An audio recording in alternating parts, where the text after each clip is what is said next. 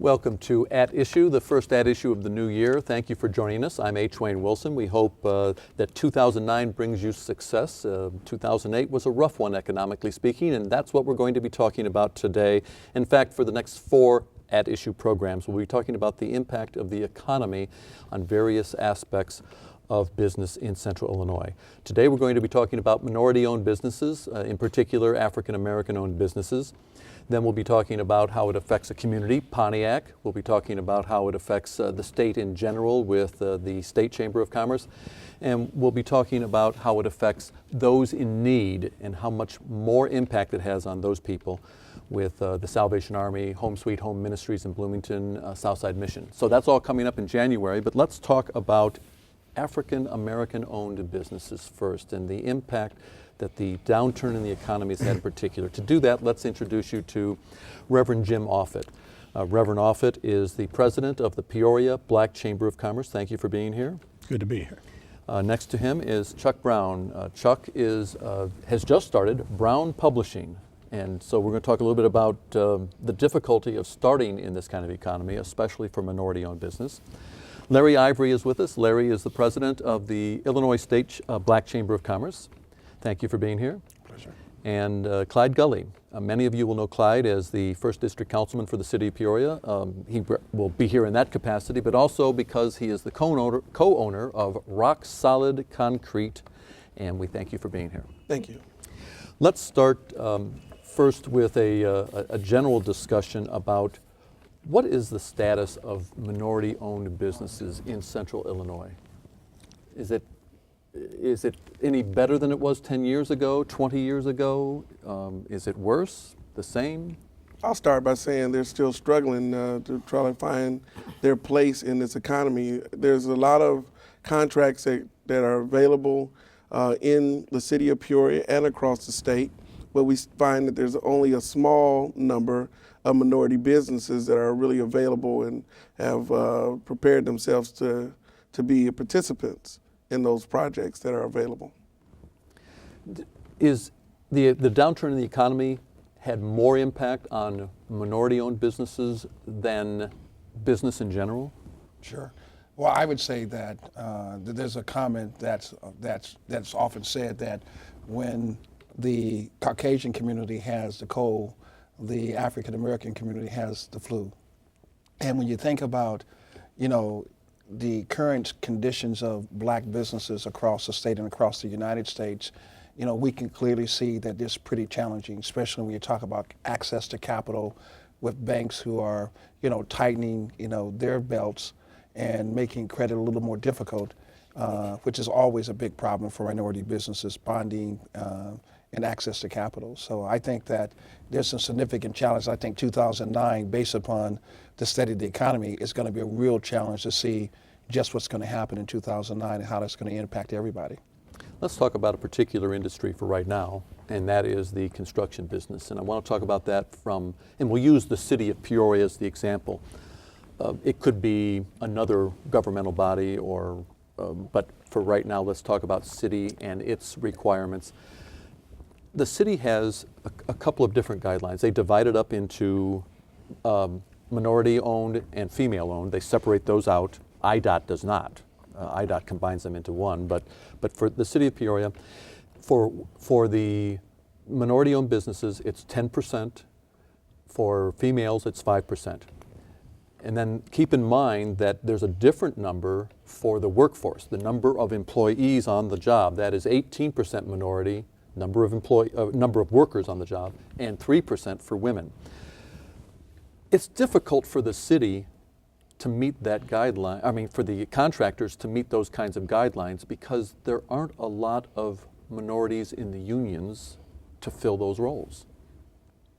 Right. I think when we look at traditionally, it has been difficult. Let's talk about it in the way that you laid it out, the workforce and then the businesses. Okay. Let's talk about the workforce first. The workforce in the minority participation in the unions, of course, we know is a number less than 3%. Of course, the labor is about 5.5 of men that are available to work out of a workforce of over 1,000 individuals that are in their card-carrying members in the local laborers.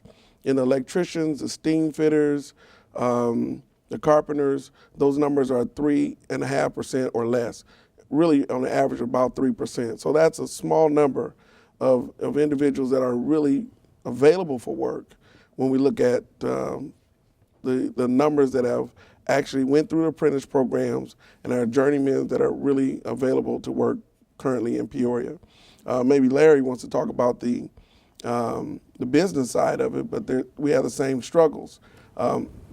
Some people think strategically the way that we actually get to having minority businesses that are union businesses is that grow them through the apprentice programs and as journeymen and have them working on the projects and they grow into contractors.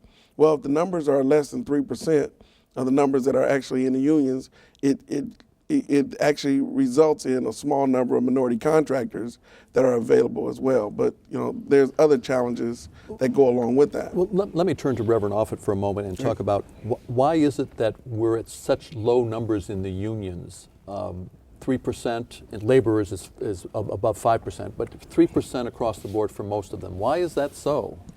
You would almost have to conclude that it's conspiratorial. And I say that because here we are in 2009, and we're talking about the same problem that has existed for almost forever. And we don't have any substantial, appreciable increase in the participation of African Americans in the trade unions than we've had in the past.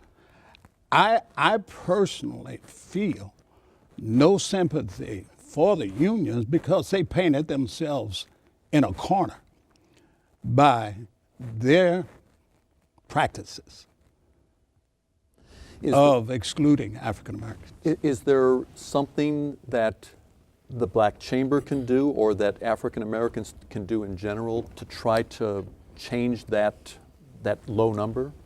Well, I think we're forced to try to do something about it, because obviously when you take a look at the next economic stimulus package that's going to be coming forward with the president-elect, there's going to be a lot of infrastructure in it. And the things that we can begin to do is really begin to, because if you take a look from a political side, there's a lot of African Americans who vote Democratically and the Democratic Party. And when you take a look at that, you can see that, obviously there's a great sense of relationship there. And I think we're going to have to challenge the political parties as well as the unions and ask for greater access and maybe even ask for, creating our own unions, our own trades or something. But we can't go on, because if we continue to do what we've been doing, we can continue to get what we've been getting. And I don't think that's been real positive or long term. Let me ask Chuck about, you've just started a publishing company, Brown Publishing. It's religious oriented. You have a couple of publications you're going to put out, and you depend on advertising. Did anyone say to you that the economy took a downturn? This is a bad time to be doing that? Well, I guess the principle I go by is, because we're a Christian-based publication, there's that scripture, we're in this world, but we're not of this world. Basically meaning I have to approach my business the same way I approach my life, more optimistic. I feel like when we get out there and compete, obviously we are a minority business, but we are first and foremost a Christian business, but we're also a business in general. So we have to go out and we have to knock on doors. We have to build value in the publication. We have to show the businesses that will be advertising the value of placing an ad with these publications, being two of them. One is called the Church Program, and the other one is called Success Ministry. So it's hard to say at this point what kind of impact, but I think this is the best time to start, because if we can make it in this climate, then we ought to be able to be successful in any climate. Now, you're not new in owning a business. No. You ran a cleaning business for about 7 years. Yes. What were some of the challenges that that may have been a little bit different because you were a minority-owned business? Well, when it comes to expansion and trying to get into a larger market, I mean, fortunately for us, we were in the residential side of the cleaning business, so we did not have to go out and compete for large commercial projects and large contracts. But when it came down to like post-construction cleaning, things of that nature, once again, that was impacted by the union. And so, you know, it was kind of one of those things where if you don't know how to get in and bid on projects or know the person that you can talk to, it did impact our business. So, but otherwise, you know, if you're bidding a commercial, you really have to be poised. You know, if the city gets a big $3 million project, for example, you know, what happens if you're used to $3,000 projects and all of a sudden they say, well, in order to participate, you got to be prepared to receive this. Well, most minority businesses, you're either a mom and pop, you're small, you don't have the equipment, you don't have the experience, so you're kind of like shot dead before you even get started. So that's what. Is that what you sense in your involvement with the Peoria Black Chamber of Commerce? Is that what you sense, is that it's minority-owned businesses are small and it's hard for them to grow because they can't get to that next level? True. And that's why we exist. Hopefully we can do together what we're not able to do individually. So we try to get participation by the African American businesses in this community so that collectively we can have a greater impact on the economic development of the black community. What are some of those programs that might help out, Larry? Well, the chambers have a number of standing committees. They have a banking and finance committee, which primary objective is to meet with, you know, local lenders and meet with people at top management and tell their story and make sure that when they walk into that business, that they're walking in with chamber people who are supporting that particular business. That gives them a greater chance of getting that particular loan. And we kind of do some dress rehearsal. So when the person gets ready to go to the bank, we've already had someone on the other side of the table acting as a banker, asking the tough questions and making sure they can respond to it. You also have construction committees out there that's focused on making sure that when there's construction projects, that we can call Councilman Gully and others and say, you know, we need to make sure there's adequate minority participation and to make sure that people are sensitive to that. Then you have other committees like Procurement Committee, which primary focus is they meet with the Caterpillars, the businesses, corporate businesses out there and make sure that they know your constituency and their capacity. And it's our job to make sure that we understand what's in our own backyard so that we can be effective advocate on behalf of those businesses to corporations, whether it be energy companies like Emeren or ComEd or any of those companies, to make sure that since we're buying energy and we're using energy, that we ought to have a right to participate where we help create the opportunity.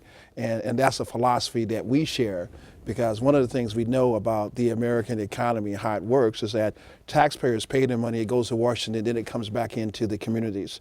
And we think that we have a right to participate where our dollars help create the opportunity. So it's our job to really try to get people motivated, excited, and to see people like Chuck Brown and people like Councilman Gully and people like Reverend Offit and inspire young minds and young people to dream and to go out and be successful at business. The city has a program called Community Construction Outreach. Right, they partner with that program. Some time ago, the city was looking at this CSO project. That was, I guess, estimates are $200 million that is supposed to be spent in the city of Peoria. That will be a huge project. When we look at the number of minority businesses that currently exist and try to figure out how are we going to have it where 10% of that goes to minority business, 18.4 is a workforce, without getting out in front of that and trying to put some things in place, we would be unsuccessful. So the city allocated some funds to actually help build capacity. And they worked with a number of organizations around the city of Peoria to help accomplish that.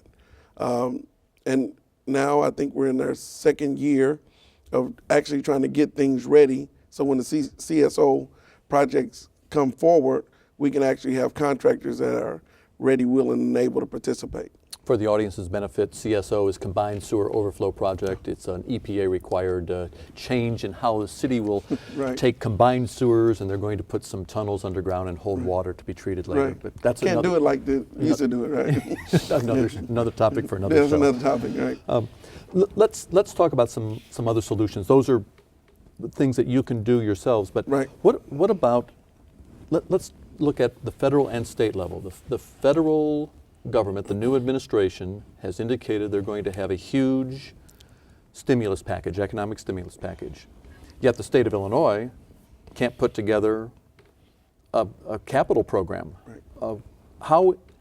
How are you going to make sure that the minority-owned businesses and minority workers benefit from the federal program, and if there's ever a state program? Well, I'll jump in first while they're thinking of some of the other things that they're going to do. It's interesting. I sit here today as Clyde Gully, Councilman Clyde Gully, co-owner of Rock Solid Concrete. I think as councilman, I also sit on the Fair Housing Equal Employment Committee. What we have done is try to bring together, and Larry can speak to this as well, how we're trying to work with the county, the Park District, the city, to really look at how we do business and look at how do we count goals, how do we make sure that there's not pass-throughs, how do we set the things up as far as the contract language so that it's an environment to suggest that minority contractors are used and that they're utilized on those. Those things are in place. We haven't talked about them a lot, but they are in place and they're helping to bring awareness to the contractors as far as the process that they have to go through to participate. So that's one thing that has been done to look at how we accomplish that. But those same things are being done with DBE subs and with how we notify the contractors of opportunities and how the contractors that are actually low bid understand the importance of participation within the community. So those are some tools that are in place now, and we continue to talk about them and implement them, and we are hoping that those are going to be fruitful for the community as a whole. Well, the other side is that, we're a part, the Illinois State Black Chamber of Commerce and the Peoria Black Chamber of Commerce and the rest of our affiliate chambers throughout the state are tied to the National Black Chamber of Commerce, who's a part of the transition team with the administration on business. And so we have some very strong advocates on Capitol Hill to make sure that every time there's a economic stimulus package or something that the last economic, when we bailed out the banks, our organization was there making sure that minority business had an opportunity to participate. So I think that through our national organization, we're going to always be represented on Capitol Hill to make sure that some of that economic blood flow to the state of Illinois. But obviously, there's a lot of good things because the president-elect is from Illinois, and with the confirmation, hopefully, of Congressman LaHood as the Secretary of Transportation, I think that holds well for all of us in the Peoria and throughout the state of Illinois. But is there the possibility, Reverend, that everyone's hurting right now, or nearly everybody, and $800 billion is going to be put out there in infrastructure improvements in the rush that everybody wants a piece of the pie? Right. Is it possible that the black community could be left behind? Yes. Even with the black president? Based upon history, that they could be left behind. And my concern is, how do you change the landscape? If it's just simply a maintenance of the status quo, there's going to be a lot of upset people in this country. And I don't see any indication on the part of unions, the cities and so forth, that things are going to change. And how to affect that change is the question that's uppermost in my mind. I know that when we went through the highway construction reconfiguration of 74 here, I think the word that came through to IDOT from us was that it wasn't going to be business as usual. And somehow that same message has to get across to the people today. And I think in order for it to impact all of the powers that be, so that that change is guaranteed, it needs to come from the top. And I don't know how that's going to be communicated, but brother, you can believe that folk aren't going to be sitting around twiddling their thumbs, pitying themselves that they're counted out. They're going to count themselves in one way or another. Is part of the problem that there are different standards across the board? I mean, if you look at the city of Peoria, it has different standards from other communities. The District 150 has different standards, and maybe the PHA, et cetera, so that businesses, when these small minority-owned businesses, their expertise is electrical, for instance. They're not good at paperwork. They're not good at, I don't know what your guidelines are. Sometimes do they get I think it gets intimidating for some of the contractors. We have contractors locally that are very good at what they do, but when you get into like a city contract, really federal contracts like even with the schools and some of the other things at the airport, you have certified payrolls and different requirements with workman's comp. You have the unions and the fringe benefits and the pension funds, and it grows into something that is at a different level. At the same time, we would hope that the chamber and the other organizations that are in place can help build capacity in the contractors so that we can participate at those levels. But I think specifically what you were talking about is how you get invited to. How do you keep track of all this? Yeah, how you get invited to. You get into the city of Peoria. How do you get into anybody else? You were talking a moment ago, I was saying CCO.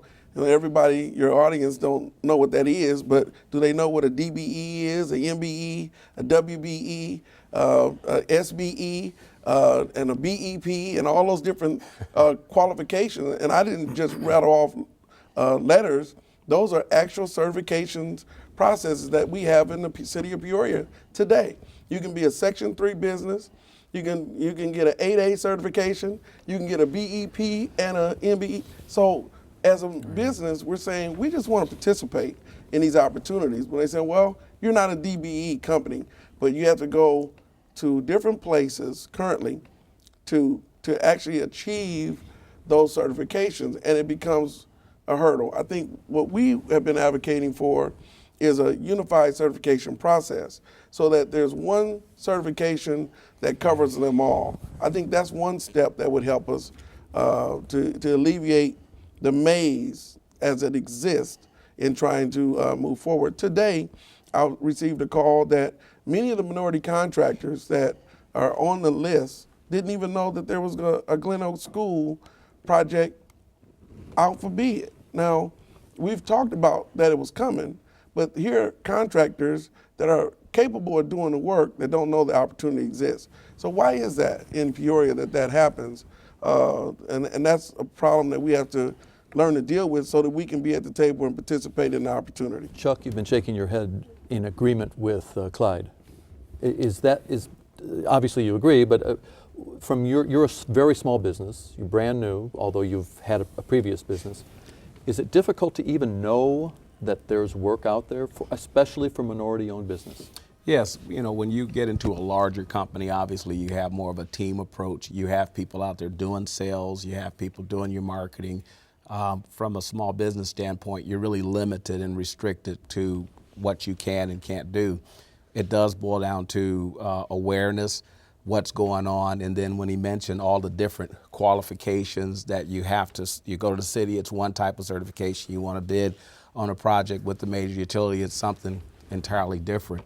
I think what would help, because I guess I'm a solutionist, is there needs to be a lot more awareness. If they talk about an economic stimulus package, why not? You can give me $500 and I'm going to be fine for a couple of days or a couple of bills. But if you teach me how to consistently earn that $500, now that's stimulus. And there's the challenge for the Black Chamber of Commerce. And we'll have to leave that for another conversation because we're out of time. Let me say thank you to Reverend Jim Offit, Thank you. who is president of the Peoria Black Chamber of Commerce, to Chuck Brown of Brown Publishing, a brand new business in Peoria. Larry Ivory is the president of the State Black Chamber of Commerce, and Clyde Gully, First District Councilman and co-owner with your wife Yes. of Rock Solid Concrete. Yes. Thank you all for being on At Issue. Next week, we'll take a look at the economy again, as we will for the next 3 weeks, as we look at what happens to the needy when times turn tough. Thanks for being with us on At Issue.